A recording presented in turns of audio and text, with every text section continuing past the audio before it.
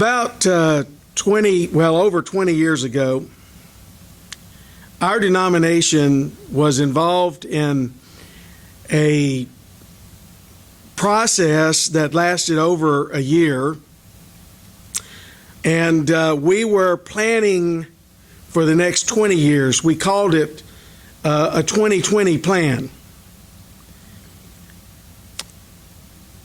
Like a lot of our resolutions, that plan was put aside, and I dug it out last year and looked at it and found that in everything that we said we were going to do, all the things we wanted to achieve, not a single one had been implemented. So we spent a year and a half planning for 20 years where we did nothing. Now that's sad. And I don't want to spend, I was young then. 20 years was a long time. Now 20 years doesn't seem like any time, and I'm running out of time. I want us to look at the book of Ecclesiastes for the next few weeks. Ecclesiastes, Psalms, Proverbs, Ecclesiastes. We're going to look at chapter 9 today. But before we delve into this chapter, I want us to understand that Solomon in the book of Ecclesiastes is looking at life from the horizontal level. He's not necessarily looking at life with God involved, at least not at this point. We come to that at the end of the book. But this is what he says in chapter 1. As he's laying out his proposition, he says, I, the teacher, and I'm reading from the New Living Translation, I, the teacher, was king of Israel, and I lived in Jerusalem. I devoted myself to search for understanding and to explore by wisdom everything being done under heaven. I soon discovered that God has dealt a tragic existence to the human race. I observed everything going on under the sun, and really, it is all meaningless, like chasing the wind. What is wrong cannot be made right. What is missing cannot be recovered. I said to myself, look, I am wiser than any of the kings who ruled in Jerusalem before me. I have greater wisdom and knowledge than any of them. So I set out to learn everything from wisdom to madness and folly. But I learned firsthand that pursuing all this is like chasing the wind. The greater my wisdom, the greater my grief. To increase knowledge only increases sorrow. So what is Solomon saying? Well, here's a man who had the ability, the time, and the resources to experiment with every avenue of life, from hard work, building projects, to pleasures and partying and all that life has to offer. He could experiment and see what life was all about. And his conclusion is the same throughout the book except at the very end, and that is, if you look at life from a purely human standpoint, from the horizontal, life has no meaning. So you need to keep that into account and understand that as we talk about his conclusion, which begins in chapter 9. In fact, I'm going to read the last 2 verses of chapter 8.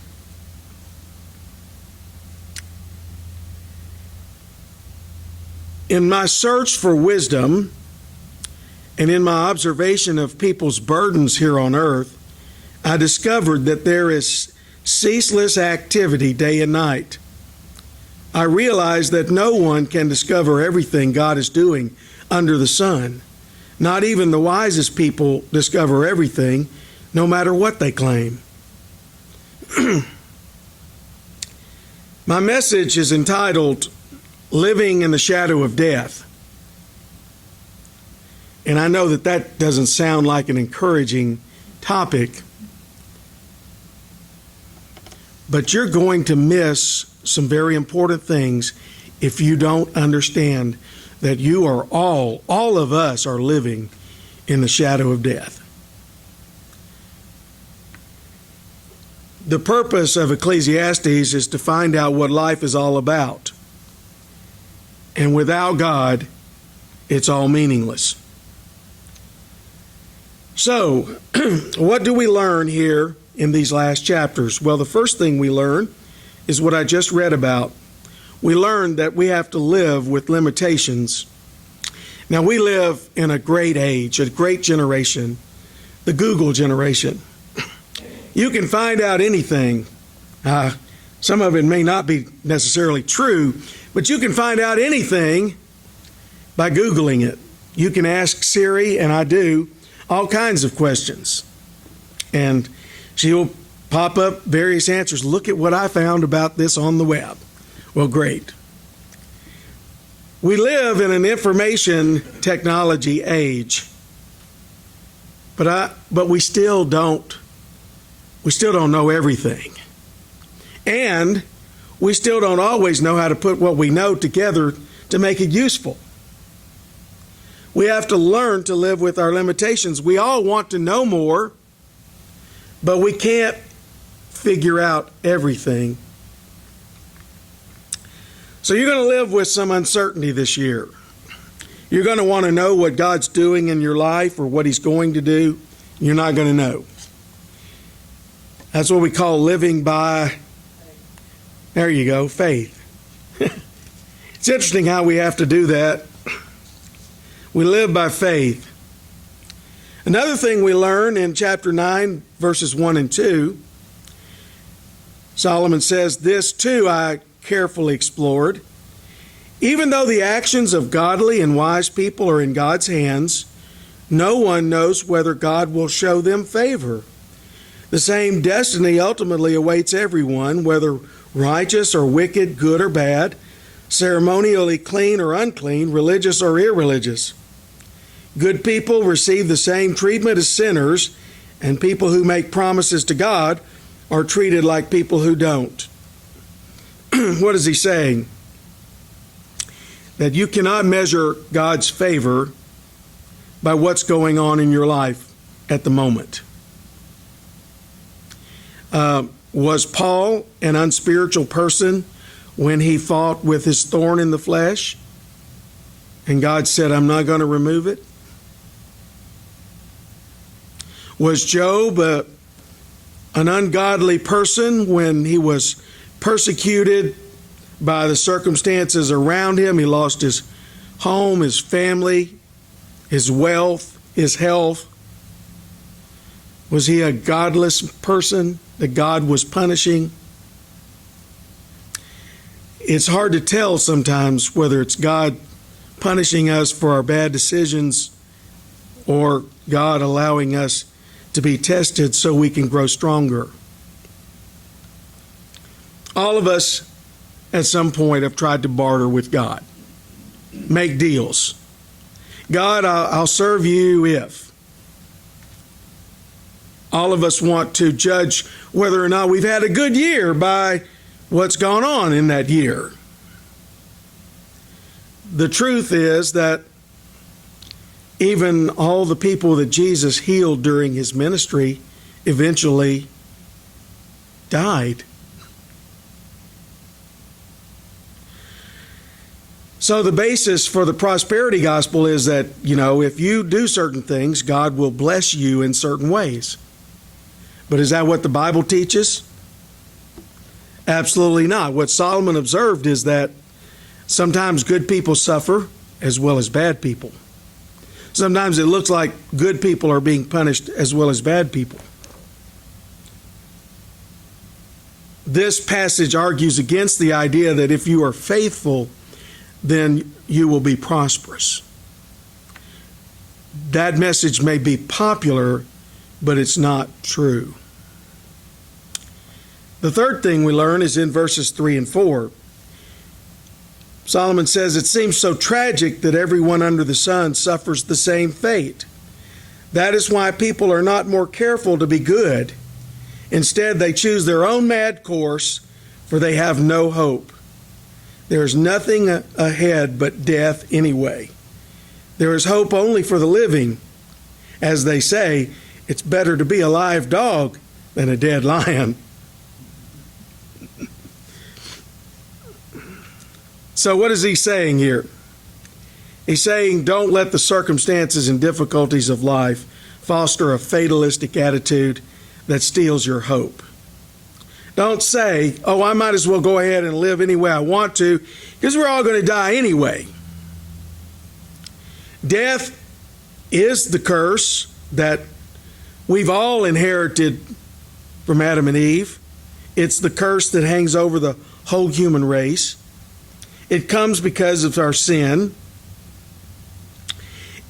And some people have decided that since you're going to die anyway, you might as well go ahead and eat, drink, and be merry, for tomorrow we die. Solomon is looking at life again from a horizontal plane, not a vertical plane. And he's saying that life is meaningless and hopeless. But people don't understand the power of hope. Gabriel Marcel noted that hope is for the soul what breathing is for a living organism. G.K. Chesterton said, there's one thing which gives radiance to everything. It is the idea of something around the corner. Samuel Johnson observed, the natural flights of the human mind are not from pleasure to pleasure, but from hope to hope. You know something interesting? A mouse dropped in water will give up and drown in minutes. But if someone reaches in and rescues that mouse, it will tread water for more than 20 hours the next time it's dropped in water. Why? What makes the difference? Hope. Hope that it'll be rescued. Even mice understand that. After World War II, the Allied armies gathered up thousands of hungry, homeless children. They sheltered and fed them, but the children were afraid to go to sleep. Then a psychologist came up with a solution. The children were given a slice of bread, not to eat, but to hold. And you know what? They went to sleep. They slept well because they knew they would have food tomorrow. Do we need hope? If you lose hope, you lose the lifeblood of life, the life force. Verses 5 through 8 tell us, and Solomon goes on to say, the living at least know that they will die, but the dead know nothing. Remember, again, he's looking at where? Horizontally. In other places, he says God has placed eternity in their hearts, chapter 3. He talks several times about our spirit going to God, about us facing God. But here he's looking again at life on the horizontal plane.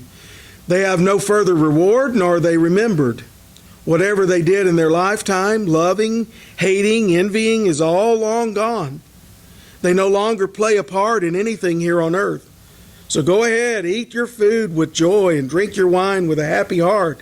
For God approves of this. Wear fine clothes with a splash of cologne. Or, for some of you, maybe 2 splashes of cologne. Some of us sweat a lot.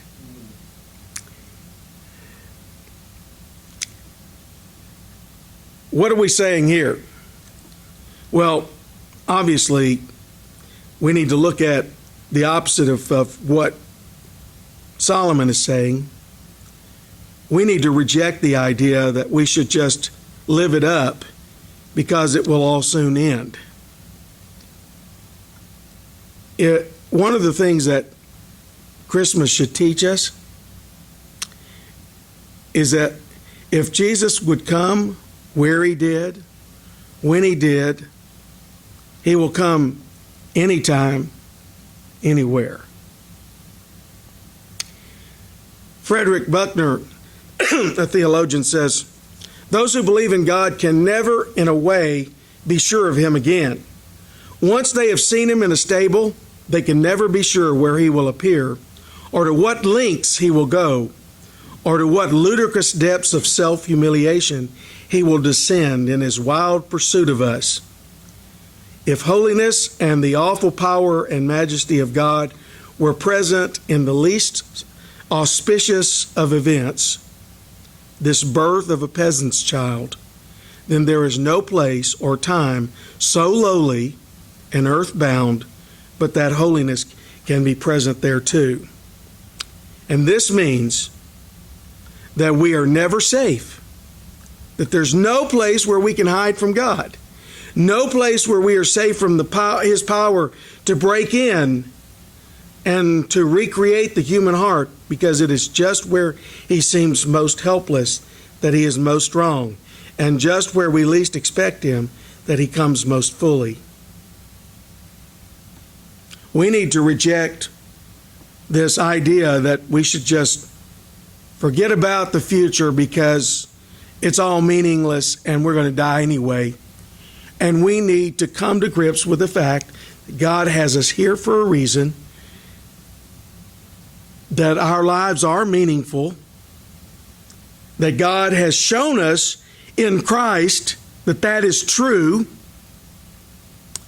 and that the Christ who came and was with the early disciples on earth is the same Christ who said, I will never leave you nor forsake you. And so we need to give up on that idea. Then verses 9 and 10, almost finished here. Just hang with me a little bit longer. Verses 9 and 10, live happily with the woman you love through all the meaningless days of life that God has given you under the sun. Just try to be happy with the wife God's given you in this meaningless, dreary existence. The wife God gives you is your reward. Well, some that I've talked to might not agree with that statement. But this is what Solomon says. The wife God gave you is your reward for all your earthly toil. My wife sometimes creates some toil, but that's a different story. Whatever you do it well. We've encountered that in the New Testament, haven't we? Whatever your hand finds to do it with all of your heart, mightily, as unto the Lord. But he goes on to say, whatever you do well, for when you go to the grave, there will be no work or planning or knowledge or wisdom.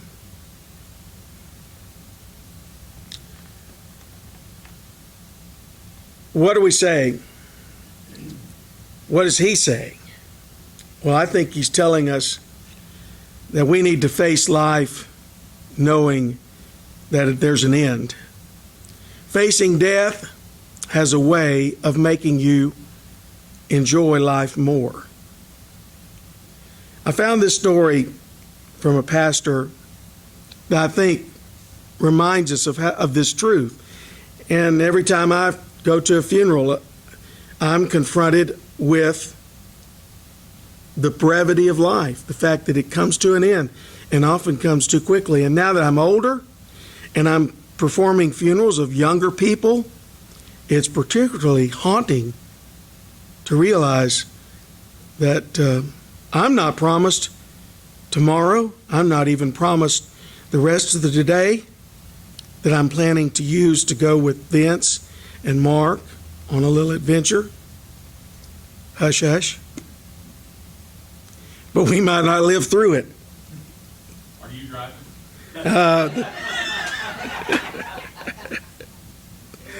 We might not live through it. This is what this pastor said. One Sunday morning a few years back, I received a call at 4:45 a.m.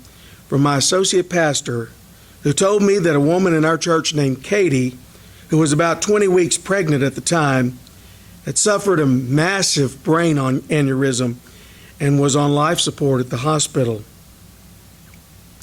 He says, I was devastated to receive that call. Katie and her husband TJ had 2 children and a third on the way. I had led Katie to the Lord and baptized her. It was shocking and heartbreaking to hear what had happened. As soon as the morning services were over, I rushed to the hospital.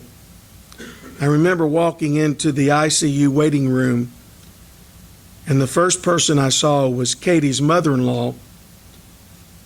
When she saw me, she screamed at me, "No, there is no God if this is happening." I had just hugged her and tried to console her. The situation was grim. Katie's brain function had ceased. They were keeping her plugged into a machine in order to try to get the baby to a viable delivery date. Unfortunately, due to the trauma, the baby could not stay in. She was delivered, and within an hour, she died. I was in the living room, I was in the room, looking at this father holding his dead baby girl in his arms. His wife in the room next door, about to die, and he says, I just sobbed. He let me hold his baby girl, and it broke my heart. A little later, I prayed over this family before they unplugged Katie, and she died within seconds. A few days later, I would perform a funeral for a young woman with her dead baby girl lying on her chest in an open funeral casket. It was probably the hardest thing that I have ever had to do in the ministry. Then he goes on and says, however, when I got home from the hospital that first night, I squeezed my wife. I squeezed my girls. I fell to the ground with them while tears streamed down my cheeks, and I would not let go. The gut-wrenching reality of death caused me to love, enjoy, and appreciate my family in a way that I had not just 24 hours earlier. What should death do? It should remind us that life is precious. And we need to fully embrace it and experience it while we have it. Because we're not promised that we'll have it very much longer. Especially if you go to the movies with me and Vince and Mark.